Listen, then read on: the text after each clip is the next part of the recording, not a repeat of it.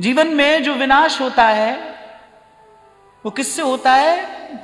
प्रलय की अग्नि से। और वो प्रलय की अग्नि क्या है? केवल तृष्णा की अग्नि है, तृष्णा की अग्नि। हमारे श्री हरिराम व्यास जी बड़ी सुंदर बात कहते हैं। वो कहते हैं कृष्ण शरण गए तृष्णा जई है, कृष्ण शरण गए तृष्णा जई है। तृष्णा अग्नि प्रलय किया, तृप्त न कबहू होए, सुर नर मुनि और रंक सब भस्म करत है सोए। सबको लील लिया है इसने, और चाहिए और चाहिए और चाहिए।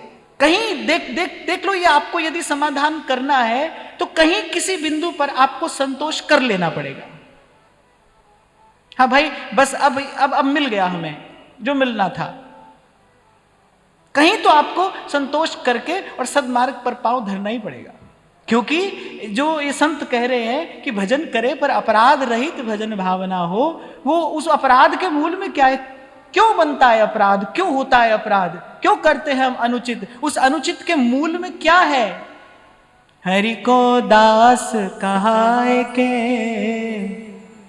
गुनह करे नहीं कोई। वो गुनह क्यों होता है? मूल में क्या है? लोभ है, तृष्णा। बहुत विचार कर संत एक छोटी सी बात कहते हैं, लोभ है सर्व पाप को मूल। एक बार गुरुकुल में शिक्षा दीक्षा पूरी हो गई सब शिष्यों की, तो गुरुदेव ने कहा शिष्यों से कि जाओ खोज कर आओ, हमारी यही गुरु दक्षिणा है, हमको एक उत्तर ला कर दो। प्रश्न क्या है? प्रश्न यह है कि जाओ खोज कर लाओ कि पाप का बाप कौन है। पाप का बाप कौन है? कौन जन्म देता है पाप को? तो सब शिष्य चले गए, उत्तर खोज रहे हैं पर उत्तर मिल नहीं रहा है। एक शिष्य था, बुद्धिमान था, मेधावी भी था, और गुरुदेव को उससे बड़ी आशा भी थी। सन्यासी, सन्यासी का वेश, नवयुवक, मस्तक पर तेज भी है, तपस्वी। और देखा कि नदी के किनारे एक सुंदर नर्तकी, एक सुंदर वारांगना बैठी है। उसके रूप की ओर आकर्षित होकर चले गए उसके पास। नहीं जाना चाहिए था पर चले गए। उसके पास जाकर बैठे तो कुछ बात हुई, कुछ चर्चा हुई, कुछ संवाद हुआ। और जाने किस किस आकर्षण में बंधे पीछे पीछे उसके घर तक चले गए। जब घर पहुंचे तो उसने कहा कि निकले क्यों थे गुरुकुल से? फिर एक प्रश्न का उत्तर खोज रहा हूं। प्रश्न क्या है कि पाप का बाप कौन है? वो वारांगना भी बड़ी बुद्धिमान थी। उसने कहा जिस लोभ से, तन के, मन के, धन के, जिस सुख के लोभ से तुम मेरे पीछे चले आए ना, बस यही लोभ पाप का बाप है। जाओ अपने गुरुदेव को उत्तर दे देना। उत्तर मिल गया। ये जो लोभ है ना, स्वार्थ का, स्वसुख का जो लोभ है, यही पाप का बाप है। यही से सब पाप जन्म लेते हैं।